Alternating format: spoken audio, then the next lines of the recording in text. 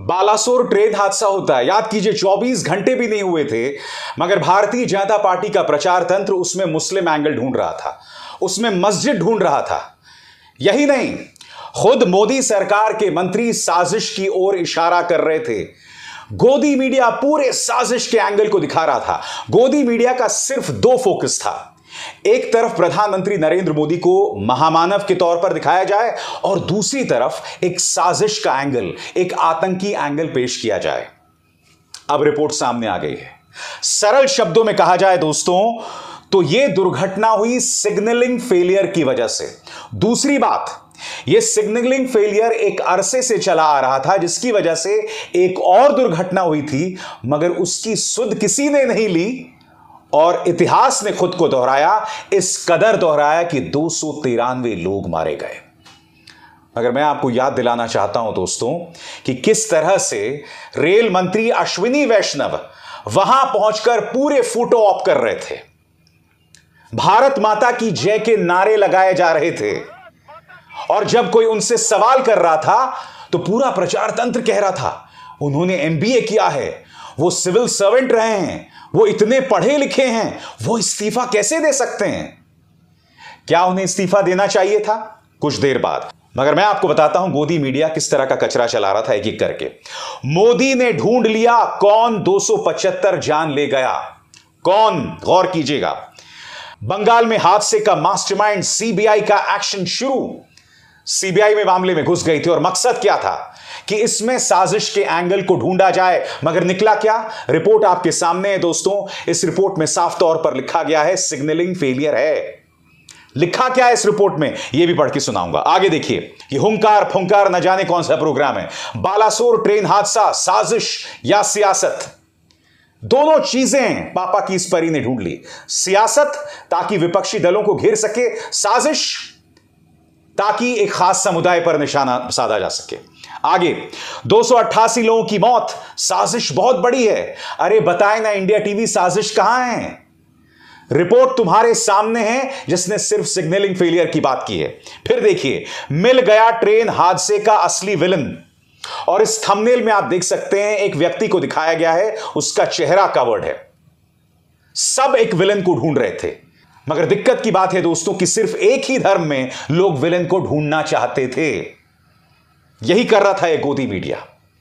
मैं आपको बतलाना चाहता हूं दोस्तों कि दरअसल इस रिपोर्ट में कहा क्या गया है। 3 पहलू हैं इसके, तीनों मैं आपको पढ़ के सुनाना चाहता हूं, एक एक करके आपके स्क्रीन पर आ रहा है। सबसे पहले आपके स्क्रीन पर बालासोर ट्रेन हादसे को लेकर एक उच्च स्तरीय जांच में यह बात निकल कर आई है कि इस दुर्घटना के पीछे का मुख्य कारण गलत सिग्नल था। जांच में सिग्नलिंग और दूर संचार विभाग में कई स्तरों पर खामियों का जिक्र किया गया है। इसमें कहा गया है कि यदि पिछले चेतावनी संकेतों की सूचना दी जाती तो त्रासदी को टाला जा सकता था। पहले चेतावनियां मिल रही थी, उस पर आप ध्यान देते तो यह सब नहीं होता।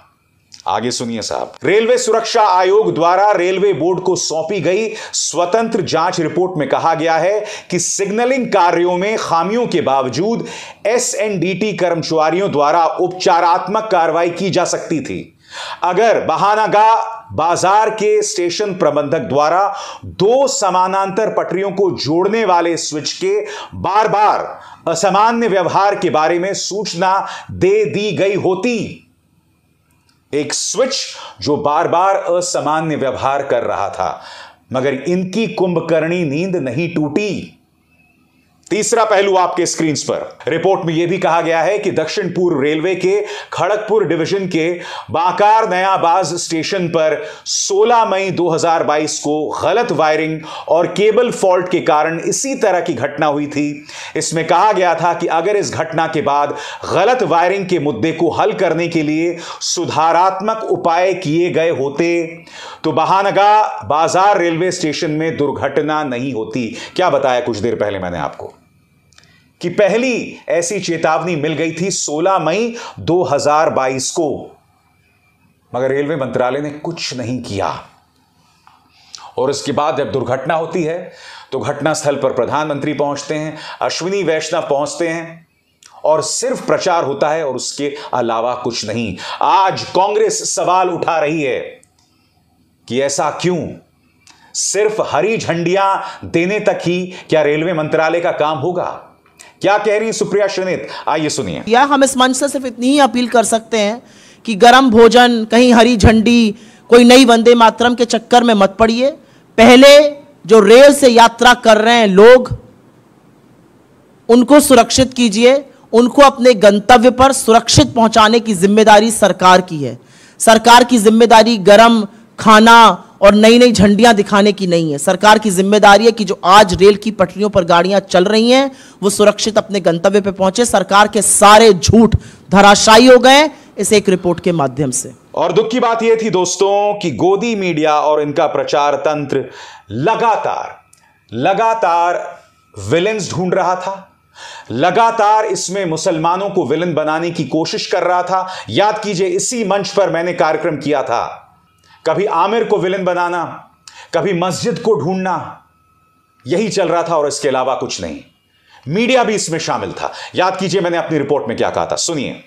मैं आपको बतलाना चाहता हूं दोस्तों किस तरह से बिजनेस स्टैंडर्ड ने यह झूठी खबर चलाई और इसमें यह कहा गया कि कोई सिग्नल मैन है आमिर खान, वो फरार हो गया है, पुलिस ने उसके घर को सील कर दिया है। यानी कि यह बतलाने की कोशिश कि एक सिग्नल मैन आमिर जो है इसके पीछे शामिल है। इंडिया टुडे ने भी लगभग यही खबर चलाई है दोस्तों। ये जो तमाम अखबार हैं वो प्रेरित हैं भारतीय जनता पार्टी के दो रुपल्ली टोल्स द्वारा। जो लोग इस पूरी घटना में एक मुसलमान गुनहगार को ढूंढने की कोशिश कर रहे हैं और झूठ बोल रहे हैं। मसलन ये कोई स्किन डॉक्टर है, इसने भी अपने ट्वीट में सिग्नल मैन आमिर खान का जिक्र किया है कि वो फरार हो गया है। बात यहां नहीं है दोस्तों, ये कोई भीखू मात्रे है, फिर अजीत भारती है, मिस्टर सिन्हा है। इनमें से अधिकतर वो लोग हैं दोस्तों जो कई बार झूठ बोलते पकड़े गए हैं, जिनके ट्विटर अकाउंट्स को बंद कर दिया गया था भड़काऊ ट्वीट्स के चलते, जिन्हें अपने झूठे ट्वीट्स डिलीट करने पड़े हैं। मगर हकीकत कुछ और है दोस्तों। रेलवेज को सामने आना पड़ा है दोस्तों। इंडियन रेलवेज के स्पोक्स पर्सन क्या कह रहे हैं खुद सुनिए। वो खुद बता रहे हैं कि कोई फरार नहीं है, ये सारी खबरें झूठी हैं। सुनिए वो क्या कह रहे हैं। ऐसे कुछ मीडिया रिपोर्ट्स आ रहे हैं कि जो बहानगा बाजार के स्टाफ थे वो एब्सकॉन्डिंग है और वो मिसिंग है, बट ये फैक्चुअली सही नहीं है। जो सारे स्टाफ हैं स्टेशन पे सारे प्रेजेंट हैं और इंक्वायरी के पार्ट है। एंड जहाँ जहाँ उनको सीआरएस और सीबीआई की टीम जा रही है वो एज रिक्वायरमेंट वहाँ पर पहुँच रही है। ऐसे में मैं भारतीय रेलवे से सवाल पूछना चाहता हूं, सिर्फ इसलिए कि ये तमाम लोग बीजेपी के समर्थक हैं, आप इनके खिलाफ कोई एक्शन नहीं लेंगे? यानी कि एक ट्रेन हादसा हुआ है और आपको याद होगा जब ये ट्रेन हादसा हुआ तो अगले ही दिन ये कहा जाने लगा था कि जहां पर ट्रेन हादसा हुआ है उससे कुछ दूरी पर एक मस्जिद, जबकि वो मस्जिद नहीं था, वो इस्कॉन का मंदिर था, टेंपल था।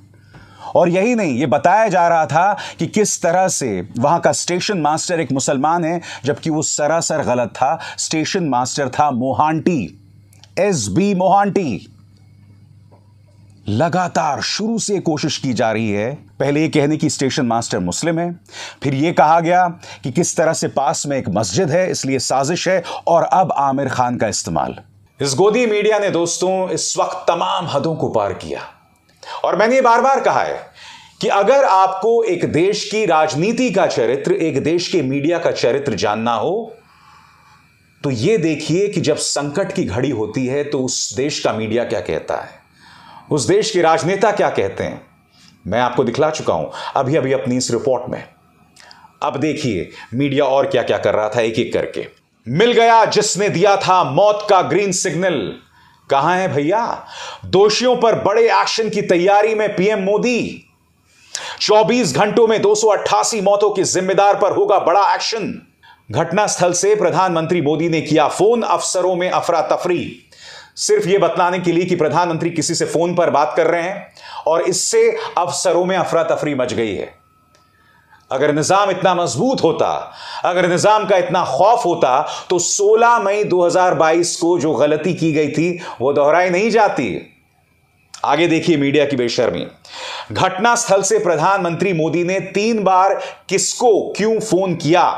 जैसे मैंने कहा ना, पूरी कोशिश थी प्रधानमंत्री नरेंद्र मोदी का महिमा मंडन करना, वो भी तब जब एक दुर्घटना हुई है। याद कीजिए दोस्तों, पापा की परियों के वो तमाम ट्वीट्स जिसमें अश्विनी वैष्णव के काम की वाहवाही की जा रही थी। तमाम मीडिया के गुल्लू और कालू और कह रहे थे कि देखिए अश्विनी वैष्णव कितनी देर से वहां बैठे हुए हैं। मैं जानता हूं आपके जहन में अभी भी सवाल होगा कि क्या उन्हें अपने पद से इस्तीफा देना चाहिए, वो बताऊंगा, मगर मीडिया की बेशर्मी आपके सामने। बालासोर ट्रेन हादसे के 36 घंटे, मोदी का जबरदस्त एक्शन, मैं छोड़ूंगा नहीं। बालासोर में फिर दौड़ी ट्रेन, भावुक हुए रेल मंत्री, जोड़े हाथ। बागेश्वर बाबा को पता था उड़ीसा में होने वाला है भयानक ट्रेन हादसा।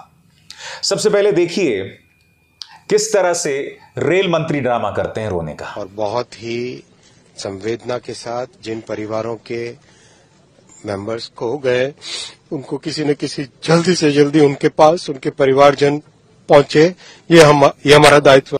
मुझे आपके रोने से कोई फर्क नहीं पड़ता।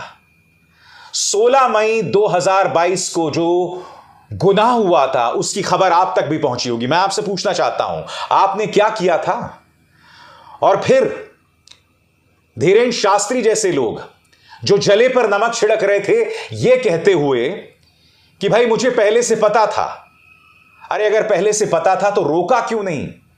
और फिर अपनी सफाई में यह कहने लगे कि भाई भगवान कृष्ण भी महाभारत को नहीं रोक पाए। तो मैं इनसे समझना चाहता हूं, जो मारे गए थे क्या वो कौरव थे? क्योंकि हार तो वहां आम इंसान की हुई थी ना। बताइए आगे देखिए साहब, उड़ीसा हादसे के पीछे क्या टीएमसी की साजिश। इंडिया टीवी इस हद तक गिर गया था कि वो ममता बनर्जी पर इसका ठीकरा फोड़ रहा था। फिर देखिए, बाबा ने खोला पर्चा, अब बताएंगे दोषी का नाम। इनको शर्म नहीं आती दोस्तों।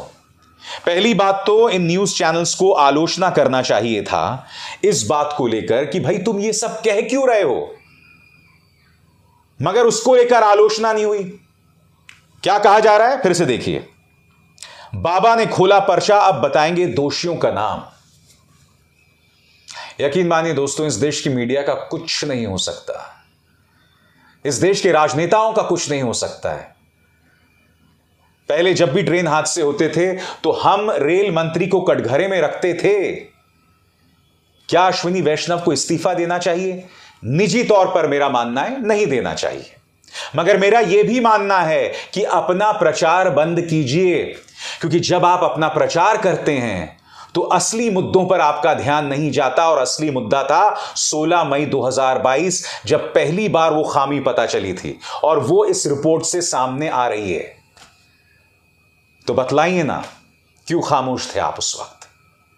मैं तो मानता हूं आपको इस्तीफा नहीं देना चाहिए, इसीलिए नहीं क्योंकि आपने इंटरनेशनल यूनिवर्सिटी से एमबीए किया है, आप ब्यूरोक्रेट रहे हैं, नहीं, इसीलिए कि मैं ये उम्मीद करता हूं कि आप अपनी गलतियों से सीखकर भविष्य के लिए एक बेहतर रोड मैप रखेंगे।